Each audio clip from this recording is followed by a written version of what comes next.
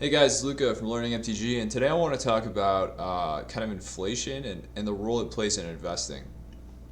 So I think the title of this video will be something along the lines of why investing makes no sense if you can't understand inflation. So a key idea here is unit of measure, right? Let's say you want to see how fast you can run a mile. Uh, you run a mile, you feel like you ran it pretty fast. Then 2 days later, you run a mile and you feel like you ran it even faster. Um, did you run it faster? You may kind of feel that way, but you'll feel a lot more certain about it if you measure it, right? So maybe the first time you ran a mile in 7:30, and the next time you ran a mile, you ran it in 7:15. So being able to measure is kind of like super important, and we have units of measure, right? So if it's a mile, we may say like the number of minutes per mile, and that's the unit of measure we're going to use. Now, there's kind of this mental shortcut that we use that will get us into a lot of trouble, and that's if we assume that these units of measure are constant. In this scenario of running a mile, this is a constant unit of measure. A minute is always a minute, a mile is always a mile. You know, 1,000 years from now, a minute will be a minute, a mile will be a mile. There's no issue here. We can easily compare these. We can compare the 7 minutes and 30 seconds to the 7 minutes and 15 seconds.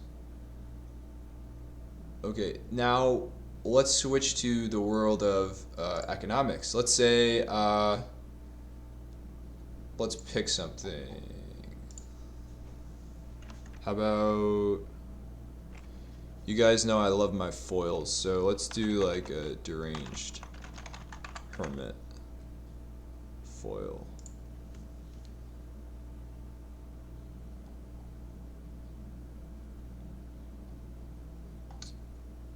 Let's look at the tabletop price. Okay, and let's think about before the pandemic. So that would have been like,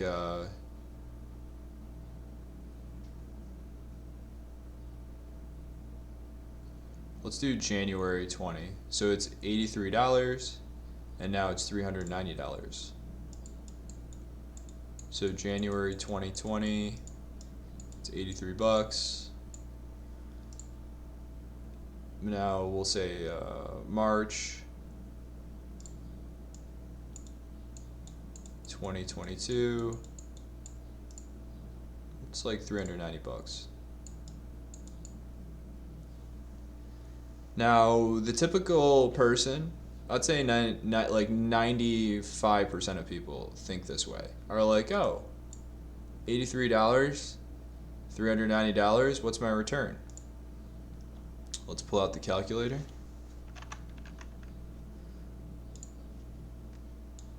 So 390 divided by 83 minus 1 times 100.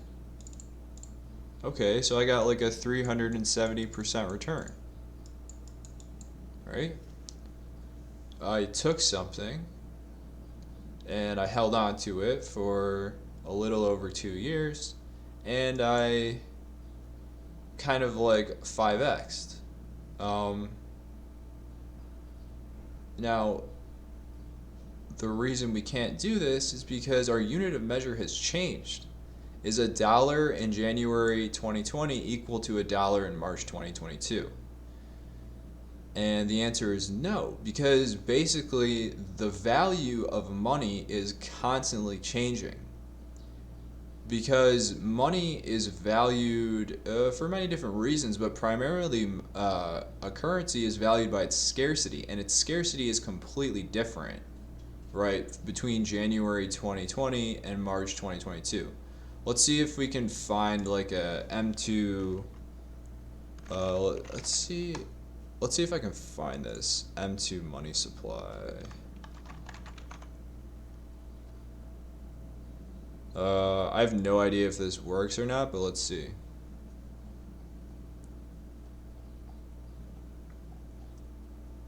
So if we go to March of 2020, or sorry, January 2020, it's like 14,617. So here, the total money supply is 14,617. Now let's go to March 2022.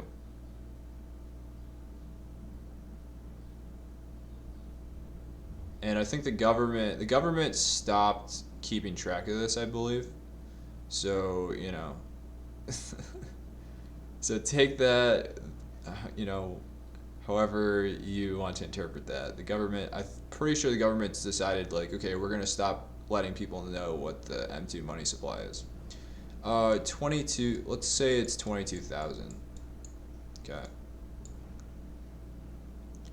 So the money supply increased by roughly, looks like at 8,000. Well, let's do the return again. So 22,000 divided by 14617. So it's about a 50% increase in the money supply. So our unit of measure has changed here. If we look back to the example of running a mile, it's almost like we changed miles and now miles are way shorter or way longer. You can't compare the two. So be very careful. You know, if you find yourself buying a magic card and it goes up a lot, don't immediately pat yourself on the back, because if the price of gas has gone up a lot, if the price of your home has gone up a lot, if the price of the stock market has gone up a lot, if wages have gone up a lot, you know, if everything has gone up, it should be a clear sign that your unit of measure has changed. The dollar is not worth what it used to be.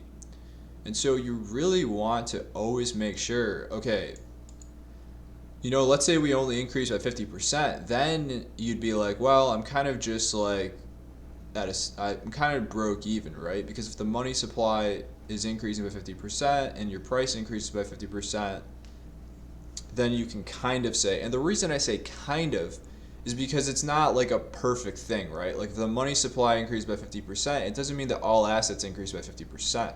That's not how the math works out. In fact, the rarest assets will increase by more than 50%, and the assets that are, you know, readily available, there's not a lot of competition to win those assets, you won't increase by 50%. So, you know, this is basically what I want everyone to think about when they're investing. What is my unit of measure, and how is my unit of measure changed? It's not easy in investing because everything is in flux. The dollar is constantly changing in value relative to other assets, and the same is happening with the euro, and the same is happening with Bitcoin, and the same is happening with magic cards, right? You have this economy of many different types of items that can be traded with each other, and they're changing in terms of their scarcity and their demand. So always think about this.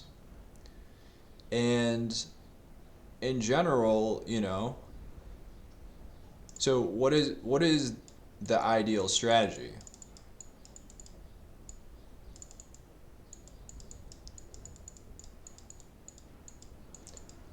Basically, you want to go after the scarcest assets. You want to go after the assets that are increasing in value faster than everything else. You know, there's a lot of people that made a lot of money holding on to magic cards, right?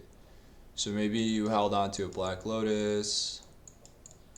Um, you bought it for like 1,000, and now it's 100,000.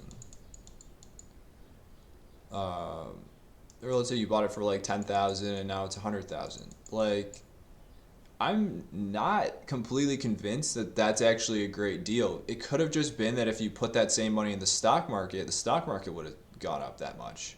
Or if you put that money in Bitcoin, Bitcoin would have gone up more, right? So, what is the better strategy here? You know, if at this moment in time you bought Bitcoin and then you move forward to this moment in time and then you sell your Bitcoin for Black Lotuses, you're going to end up with more stuff. So you always want to go after the asset that is increasing the fastest in value. Um, that's kind of obvious, but a lot of people get complacent, especially in these times, right? We're living in extremely inflationary times. The inflation should continue, right? So for those who don't know, if you study history, inflation goes like this. It's gradual, gradual, gradual, gradual. Then it kind of starts increasing at an increasing rate. And then there's a crash. Everything goes to shit. A new monetary system is adopted and you start again. This is what's happened in history for literally thousands of years to every single currency. So we're basically finding ourselves here. You know, we're starting to see like, okay, this is kind of crazy how fast the currency is inflating. So you should expect it to only get crazier from here. And when you find yourself in these times where your unit of measure is changing rapidly, you don't want to pat yourself on the back so quickly. I see, you know, it's all like a psychological thing, right? Because if I'm like, hey man, I'm gonna pay you 200 grand a year for this job, people are like, whoa, 200 grand a year for a job, that's awesome. Or whoa, I'm gonna get paid $100 an hour, that's awesome. But you got to remember, like, what is the unit of measure? Is the dollar worth half of what it was 3 years ago? Which I think it kind of is, right? So now that 200 grand a year is actually really worth like 100 grand a year a few years ago. Same thing goes with magic cards. Like, you shouldn't be patting yourself on the back if your magic cards are going up 10% a year, right? So this is just something to think about. Super, super important. You want to think about what is the unit of measure and how is that unit of measure changing and what is maybe a better unit of measure. I would argue that actually, like, maybe Bitcoin, well, I wouldn't actually use Bitcoin as a unit of measure, but I think like the NASDAQ, or actually even better, sorry, even better, I would use the S&P 500. So I would measure your gains against the S&P 500 because there's a theory out there that I believe is true, which is that the S&P 500 basically is a measure for inflation. Also, the M2 money supply is a decent measure for inflation. Kind of this graph here. So you really want to measure everything relative to these things, and you know, if one of your investments is growing but it's growing slower than the M2 money supply, or it's growing slower than the S&P 500, that means that at the end of the day, okay, yeah, maybe you bought your Black Lotus for 10 grand and you sold it for 15 grand, but with that 15 grand you can buy less stuff, you can buy less real estate, you know, you can afford less. So I think we're all becoming aware of the reality of you can have more numbers in your bank account. You can have a bigger number in your bank account, but it buys you less. So that's the video. Be aware of this stuff. Be aware of the macro. Be aware of what is inflation. Why does it happen? What is the mechanism of inflation? How do you defend yourself against inflation? How do you evaluate your investments in a time of inflation? This is super important stuff. And if you miss that, it's almost like everything will go to shit basically with your investments because you're just measuring things in the wrong way. It's like you're measuring in inches and comparing it to something in centimeters or something, right? You're not really making a good comparison. So that's the video. Hope it was helpful, and I hope to see you guys in the next video.